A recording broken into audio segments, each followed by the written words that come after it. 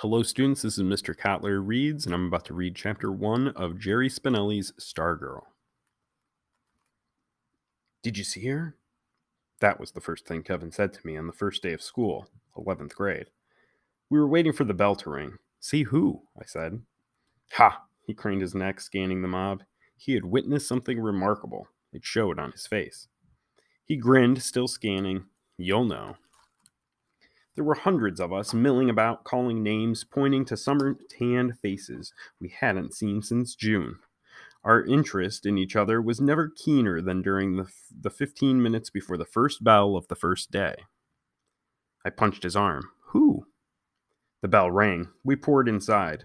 I heard it again in homeroom. A whispered voice behind me as we said the Pledge of Allegiance. You see her? I heard it in the hallways. I heard it in English and geometry. Did you see her? Who could it be? A new student? A spectacular blonde from California? Or from back east, where many of us came from? Or one of those summer makeovers, someone who leaves in June looking like a little girl and returns in September as a full-bodied woman, a 10-year miracle. And then, in earth science, I heard a name. Stargirl. I turned to the senior slouching behind me. Stargirl? I said. What kind of name is that? That's it. Stargirl Caraway. Excuse me. That's it. Stargirl Caraway. She said it in homeroom. Stargirl? Yeah. And then I saw her at lunch. She wore an off-white dress so long it covered her shoes. It had ruffles around the neck and cuffs and looked like it could have been her great-grandmother's wedding gown. Her hair was the color of sand. It fell to her shoulders. Something was strapped across her back, but it wasn't a book bag. At first, I thought it was a miniature guitar. I found out later it was a ukulele. She did not carry a lunch tray. She did carry a large canvas bag with a life-size sunflower painted on it. The lunchroom was dead silent as she walked by.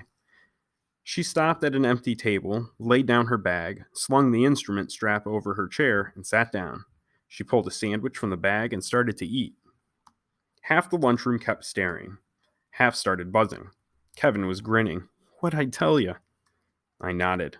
She's in 10th grade, he said. I hear she's been homeschooled till now. Maybe that explains it, I said. Her back was to us, so I couldn't see her face. No one sat with her, but at the tables next to her, kids were cramming two to a seat. She didn't seem to notice. She seemed marooned in a sea of staring, buzzing faces. Kevin was grinning again. You thinking what I'm thinking, he said. I grinned back. I nodded. Hot Seat. Hot Seat was our in-school TV show. We had started it the year before. I was producer/director. Kevin was on-camera host. Each month he interviewed a student. So far, most of them had been honor student types, athletes, model citizens. Noteworthy in the usual ways, but not especially interesting. Suddenly, Kevin's eyes boggled. The girl was picking up her ukulele, and now she was strumming it. And now she was singing. Strumming away, bobbing her head and shoulders, singing, I'm looking over a four-leaf clover that I overlooked before. Stone silence all around. Then came the sound of a single person clapping. I looked. It was the lunch line cashier. And now the girl was standing, slinging her bag over one shoulder and marching among the tables, strumming and singing and strutting and twirling. Heads swung, eyes followed her, mouths hung open. Disbelief. When she came by our table, I got my first good look at her face. She wasn't gorgeous, wasn't ugly. A sprinkle of freckles crossed the bridge of her nose. Mostly she looked like 100 other girls in school, except for two things. She wore no makeup, and her eyes were the biggest I had ever seen, like deer's eyes caught in headlights.